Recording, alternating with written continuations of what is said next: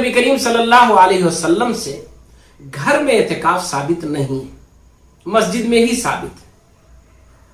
इसी वजह से तमाम उलमा और फुक़हा इस पर मुत्तफिक हैं कि घरों में एतिकाफ न किया जाए, घरों में एतिकाफ सही नहीं होगा।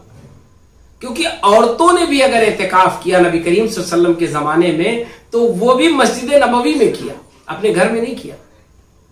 उनके खेमे लगा दिए गए, मस्जिद में खेमे लगा दिए गए, मस्जिद के सहन में खेमे लगा दिए गए, अलग अलग खवातीन के खेमे होते थे, अज़वाजे मुत्तहरात के खेमे होते थे, उन्हीं खेमों में अपना वक्त वो गुजारते थे। आज मस्जिद में चादरें डाल दी जाती हैं, एरिया अलग कर दिया जाता है, कोई जरूरी नहीं है, लेकिन एक सुई के लिए आपको अगर अलग एरिया दे दिया जाता है तो ये बेहतर है।